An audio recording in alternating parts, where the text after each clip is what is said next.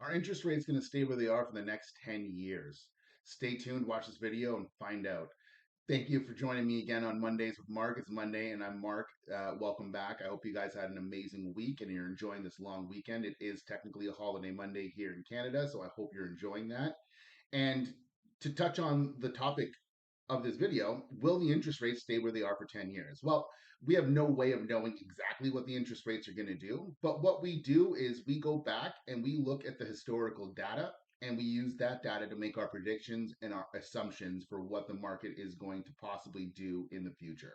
And if we were to go back and we were to look at the data for the year 2000 to 2010, what you'll find is that the rates were averaging exactly around what they are right now, between 6 and 7%. May have fluctuated a little bit up or down, but for the most part, they were averaging about 6 to 7% for 10 whole years before we saw them start to come down again and then come down to those historical lows that they were at for all those years.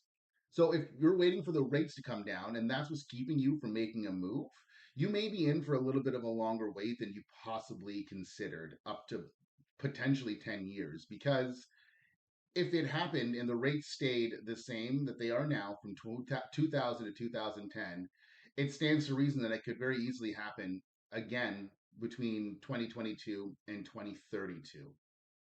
So definitely food for thought, something you may want to consider. Another question is, how many other people do we think are out there that are waiting for the rates to come down, just like you may be? And I can tell you from my experience and the people that I deal with on a day to day basis, there are a lot of people that are waiting for those interest rates to come down. So, my question is, if those rates do come down, what do we think is going to happen with all of those people that are waiting on the sidelines for exactly that, those rates to come down?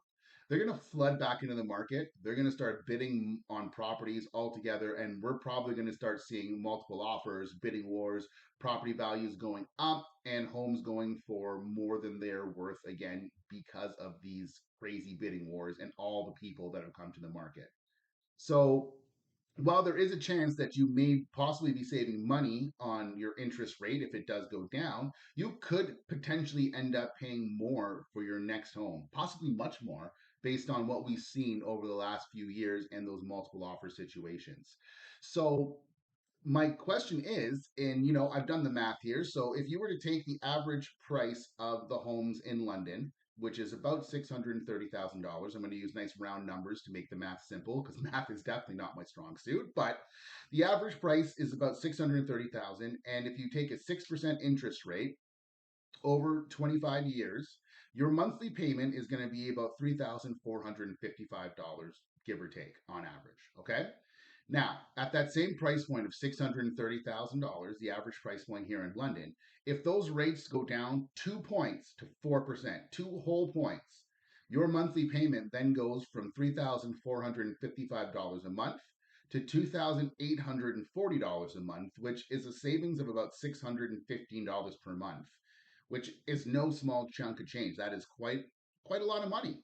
Now, if you take the average length of time that people stay in their homes, which is about 5 to 7 years, so I'm going to use 5 years, just again, keep it nice and simple. So if you take that $615 per month and you spread it out over 5 years, your total savings are going to come to $36,900, which is no small chunk of change. That is, I would love to have that in a check right now. That's a lot of money. My question to you is, what if while you're waiting, those points and that interest rate comes down those 2 points, but the house value goes up $50,000? So we're saving $36,900, but we're spending an extra $50,000 on our property because of the competition, the bidding wars, the property value, all the reasons that go into increasing or decreasing the value of your home. So you may potentially end up still being out money. So just wanted to make this video and give you guys some food for thought. It is definitely an objection that I handle on almost a daily basis, and I thought that it may resonate with somebody who's watching this video and maybe thinking about making a move, but is waiting for those rates to come down. I would definitely encourage you to speak to a realtor and find out what your options are, because you may be able to make this move before you even realize you are able to make this move, and that's that's what we do. We help people realize their real estate dreams. So if you'd like to talk more about this, or if you have some comments, concerns, or a differing opinion, I would always love to hear it. You can contact me directly, or I'm always looking to read the comments on the on this video.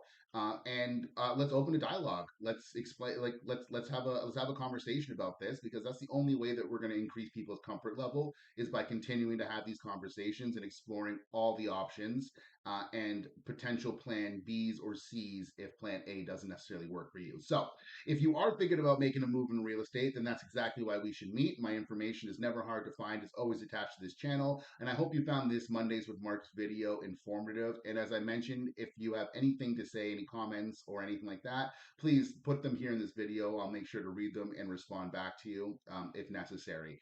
But in the meantime, enjoy the rest of your holiday Monday, and I'll see you next Monday with Mark.